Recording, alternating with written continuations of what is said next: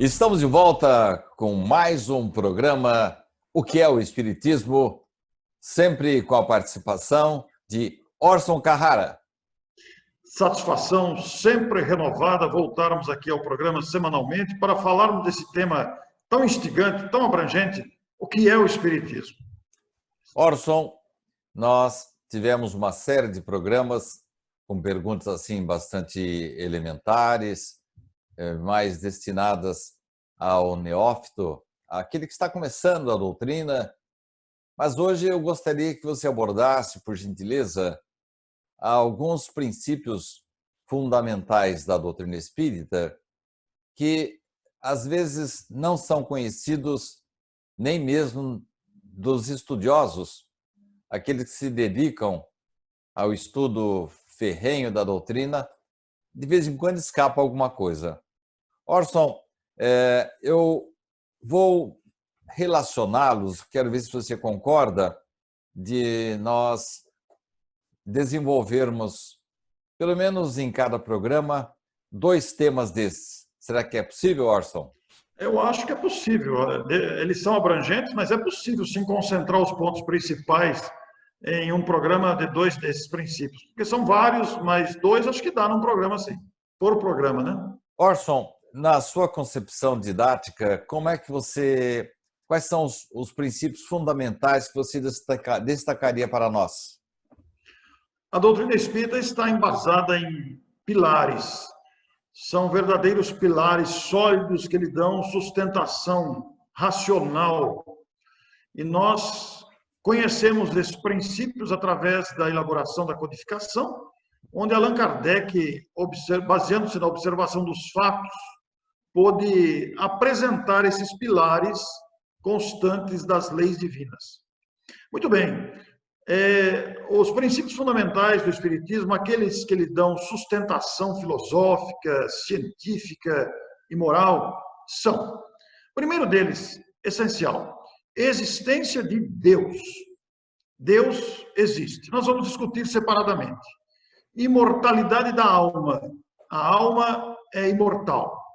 Lei de causa e efeito, que nós vamos entender com grande propriedade na pluralidade das existências, ou reencarnação, que é outro princípio fundamental, onde também pode ser incluída a lei de progresso, a lei de evolução. Mas temos também a pluralidade dos mundos habitados. A Terra não é o único planeta habitado, a própria racionalidade humana indica isso. E também o embasamento total do Espiritismo no Evangelho de Jesus. E esses são os princípios fundamentais. E podem ser acrescidos outros. Poderíamos acrescentar a comunicabilidade, a sintonia psíquica, o contato com os espíritos também? Perfeitamente. Faltou citar nessa relação esse princípio fundamental que também lhe dá sustentação, para entendermos todo esse processo que estamos tratando aqui. Muito bem, Orson. Vamos então dar início ao programa de hoje com seus comentários em torno da existência de Deus. Curiosamente, Orson, Allan Kardec, quando foi tratar do assunto, ele não perguntou quem é Deus. Ele perguntou o que é Deus. Por que, Orson? Deus é um princípio fundamental do Espiritismo. É a causa primeira de todas as coisas. Esta afirmação não é minha. Esta afirmação está na resposta da questão 1 do Livro dos Espíritos, que você muito propriamente citou, que não é uma pergunta que indaga quem é Deus, mas indaga que é Deus. É uma pergunta que denota uma grande inteligência, que denota uma sensibilidade do codificador, identificando que Deus não é uma personalidade, como nós estamos habituados a conhecer. Aqui temos a personalidade Orson e a personalidade Sidney. Somos indivíduos. Deus não é um indivíduo, não é uma personalidade, mas os Espíritos responderam que Deus é a inteligência suprema, quer dizer, a maior de todas as inteligências. E é causa de todas as coisas, da vida, das criaturas e das leis. Esta conotação nos fez conhecer através da observação, do raciocínio principalmente, até porque não podemos ver Deus, mas vemos Deus nas suas obras. Nós conhecemos os atributos de Deus. Deus é único, imaterial, Deus é soberanamente justo e bom, Deus é onisciente, sabe tudo, onipresente, está presente em toda a infinidade do universo, e a palavra infinito já foge à nossa exata compreensão devido à nossa limitação, e Deus é onipotente, pode tudo, entre outros atributos que poderiam ser citados. Mas, respondendo a sua pergunta, que é Deus? Justamente porque Deus não é uma pessoa. Deus é uma inteligência criadora de tudo que existe, que igualmente nos deu a oportunidade de nos tornarmos co-criadores, através da atuação no princípio, me foge a palavra agora, no fluido cósmico universal, que, digamos, é como se fosse o hálito de Deus. Deus não tem hálito, porque não tem boca, não tem pulmão, não tem estômago, não é uma pessoa, não tem rosto, não tem olhos, não tem mãos, mas Deus é uma inteligência. Digamos que é difícil até definir Deus, e por isso que os Espíritos o definiram, inteligência suprema, causa de todas as coisas. Foge a nossa compreensão, a exata compreensão sobre Deus. Orson, muitos autores recusam-se, conheço inclusive um deles, recusam-se a escrever, a falar, a definir. Tem um famoso aí que, durante a vida inteira, ele recusou-se a tratar do assunto. Exatamente porque ele, como ser relativo, como todos nós, achava-se sem condições para definir o absoluto. Eu também fujo um pouco desse tema, Orson, exatamente porque, saindo desse beabá que você nos passou, dos atributos, de uma tentativa de definição, a partir dali, a nossa mente já não é suficiente mais para aprofundar qualquer estudo em torno do assunto. O que você acha disso? A nossa limitação é muito grande. É muito grande. Os próprios Espíritos disseram em O Livro dos Espíritos para a gente não tentar entrar nesse labirinto que nós não compreenderíamos. Nós não temos alcance para tentar compreender Deus em sua natureza íntima, na sua imensidão, na sua grandeza, na sua sabedoria, porque escapa a nossa capacidade de compreensão. Eu cheguei a publicar um livro com o nome Deus.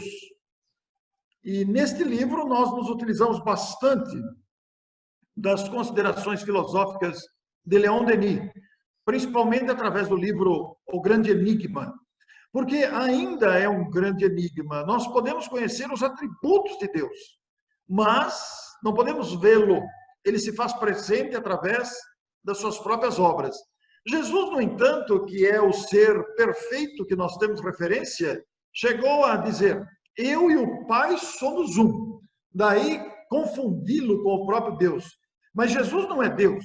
Jesus é apenas um irmão perfeito, mais velho, amadurecido.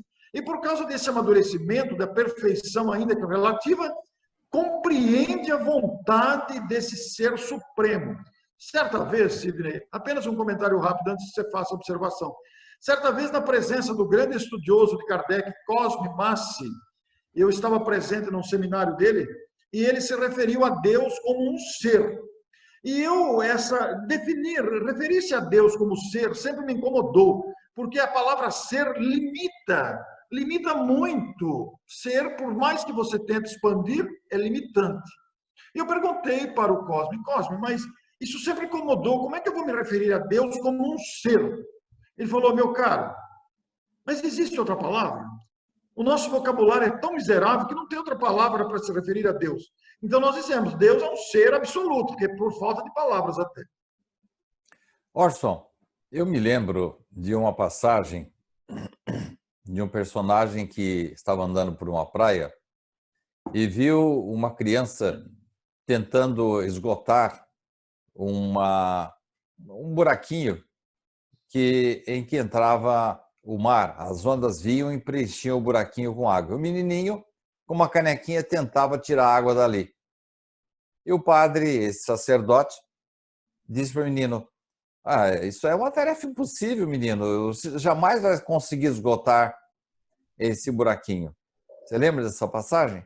Lembro. Quer continuar?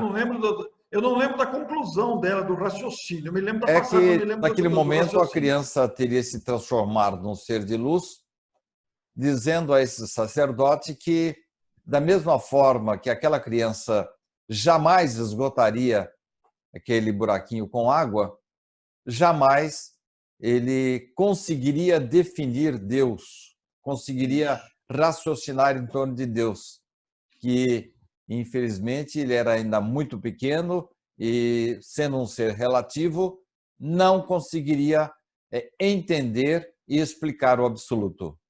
Exatamente. Justamente por causa da nossa relatividade e do absoluto que é Deus. Pensamos que, no momento que estamos, o raciocínio de Kardec e as posturas ou os pensamentos apresentados pela doutrina espírita conseguem nos satisfazer até o momento, especialmente pelos atributos, demonstrando isso que novos conhecimentos nos aguardam a par do nosso progresso. No momento, não queiramos definir Deus porque é impossível, dada a nossa limitação intelectual e referências, etc. Você Mas citou... o fato marcante, Sidney, é que Deus é presença absoluta em favor da vida e de todos nós. Por isso, nunca devemos nos desesperar, porque existe realmente um ser absoluto que cuida de nós. Orson, nós temos só mais 2 minutos para esse tema, que eu quero entrar no outro ainda. Sim. E é impossível você até falar em Deus em apenas 14 minutos. Mas, uma certa ocasião, um orador, expressando-se, disse: Deus não é bom, Deus é justo. Você concorda com essa expressão? Sim, porque Deus é justo. Existe um sistema na lei divina de justiça. Existe um conceito pleno de justiça. Agora, eu não posso dizer completamente que Deus não é bom, porque todas as suas leis, todas as suas providências, todas as suas características denotam uma generosidade, uma bondade. Mas é uma bondade, é uma generosidade aliada à justiça, significando que não há qualquer tipo de privilégio de Deus para seus filhos. Não há qualquer tipo de preferência de Deus para qualquer de seus filhos. O que há é uma justiça. Mas há um detalhe, né, Sidney, que não pode ser esquecido nunca. Deus ama os filhos, as suas criaturas, demonstrando que ele é bom, mas age com justiça. Ele é todo bondade, soberanamente justo e bom. É justo dizer que ele não premia nem castiga? Perfeitamente. Deus não castiga. Não há castigo na lei de Deus, não há previsão de castigo. Como também não há prêmios. Tudo é consequência da nossa ação. O sofrimento, a decepção, a dor são consequências das nossas próprias atitudes, da nossa negligência, da nossa vaidade. E também a nossa felicidade, a nossa harmonia, o nosso bem-estar, igualmente é fruto do bom uso da nossa liberdade, com consciência e bondade também.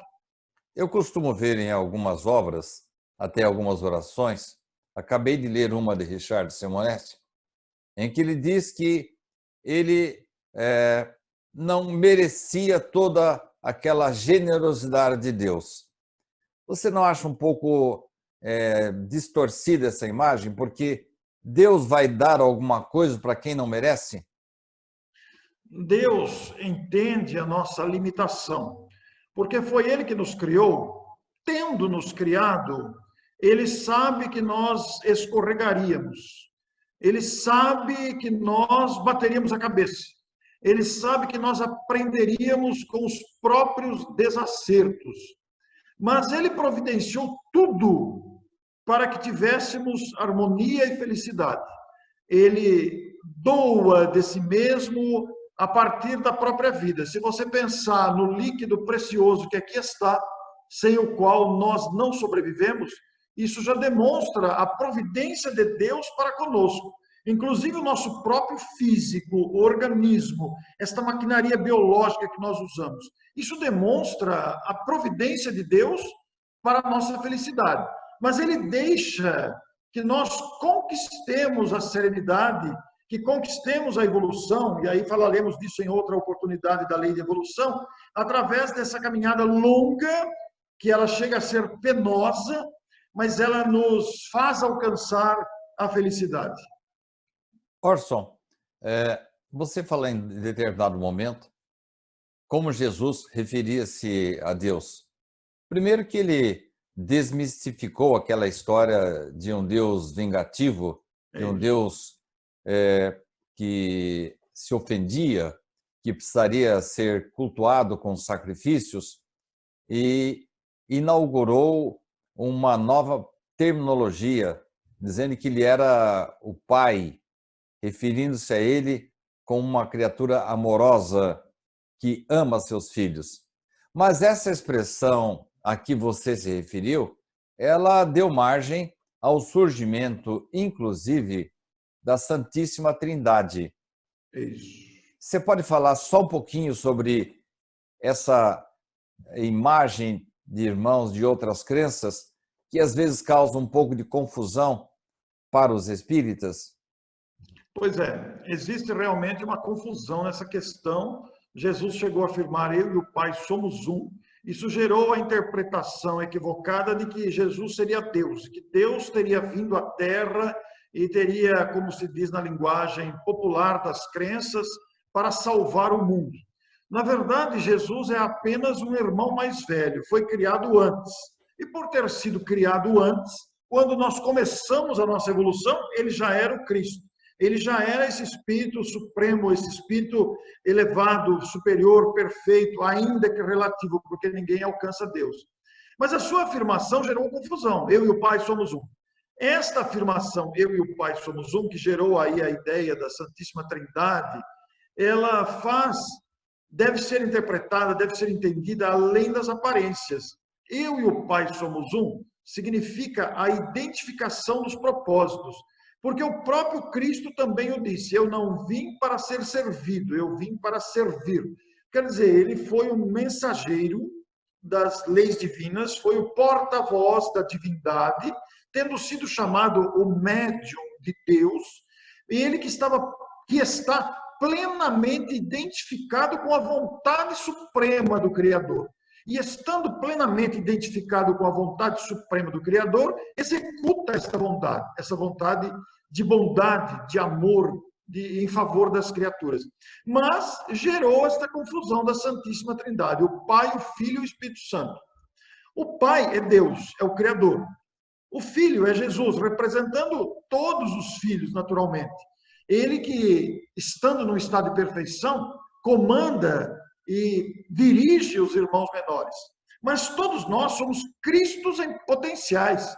Tanto é que ele não é o único filho nesta condição. Existem outros Cristos, outros espíritos superiores, outros espíritos perfeitos, inclusive mais velhos do que ele, que foram criados antes dele. Nós fomos criados depois, estamos na trajetória ainda. E o Espírito Santo, no entender das outras religiões, é esta pleiade de espíritos que trabalham no bem em nome do Cristo. Para nós, os espíritas, fica mais fácil entender que se trata dos benfeitores espirituais que trabalham em favor da humanidade. A confusão existe, é uma questão de palavras, é uma questão de interpretação, mas no fundo, na essência, mostra esta escala do Criador e as criaturas. Algumas em estado de perfeição, ainda que relativa, e outras ainda não em estado de perfeição, mas trabalhando em favor dos que estão em estágio de aprendizado ainda. Orson, ainda ficando um pouquinho com o tema Deus, mas já passando para a questão da imortalidade da alma, por que essa trabalheira toda? Por que Deus criou os espíritos? Esta é uma ótima pergunta, né, Cidne? Até porque muita gente amplia a indagação perguntando se Deus não poderia ter criado tudo perfeito já. Tudo Mas arrumado já, né? Deus, tudo arrumadinho, tudo pronto, né? Não precisaria sofrer, não precisaria passar esses perrengues todos que a gente passa. Mas como é que nós vamos questionar a sabedoria absoluta? Na decisão de suas leis, porque Deus criou as leis. Nós entramos num outro dilema, né, Sidney? Porque Deus é eterno, eu não citei isso nos atributos, mas Deus é eterno, é outro atributo. Ser eterno significa que sempre existiu. Imagine a confusão que isso dá na nossa cabeça. Como é que pode um ser sempre ter existido? Todavia, não é difícil entender isso, basta a gente raciocinar de que, se ele tivesse sido criado, ele não seria Deus. Ele teria sido criado por outro. Se ele teria sido criado por outro, não é Deus. Se ele tivesse surgido do nada, como é que vai surgir do nada? O nada não existe. Aqui no ambiente que estamos, por exemplo, nós não estamos vendo, mas existem ao nosso lado bactérias, micróbios invisíveis, vírus invisíveis, ondas de rádio, de celular, de TV aberta e fechado, rádio AM, FM, ondas de celulares, e nós não vemos. No entanto, estão à nossa volta. Então, o nada não existe. Como é que pode surgir alguma coisa do nada? Como é que pode alguma coisa surgir e formar essa grandeza do universo, desta perfeição que nos cerca? Então, Deus sempre existiu. E nas suas leis, determinou, da sua sabedoria e vontade, que nós deveríamos construir a nossa própria evolução. Nós deveríamos galgar os degraus do amadurecimento, os degraus do aprendizado para alcançar a perfeição que nos aguarda. E isso se traduz nessa luta contínua, penosa, difícil, que tem uma finalidade. Vai nos amadurecer para merecermos o estágio de felicidade completa. Porque se tivesse criado tudo perfeito, nós não teríamos o mérito deste alcance. E nem teríamos dimensão do que seria essa conquista. Então, conforme vamos evoluindo, vamos compreendendo isso com mais exatidão. Na verdade, esses perrengues, esses sofrimentos, as adversidades, na verdade, são verdadeiros cursos de aprendizado para esse amadurecimento. São temas delicados e fogem à nossa razão. Aí você pensa que nós somos imortais, não eternos, mas imortais. Isso. Mas estamos caminhando para a evolução. E aí vem outra questão, né? A questão do infinito, que não entra na nossa cabeça também. E o que vai acontecer depois que chegarmos à perfeição? Como será o dia seguinte? Então, são perguntas de seres relativos querendo sondar o absolutismo de Deus. Fica complicado, não fica, Orson? Porque nós queremos fechar a questão. Esse é o grande problema nosso. Os temas que estão à nossa volta, nós queremos fechar a questão. Mas nós não temos conhecimento integral.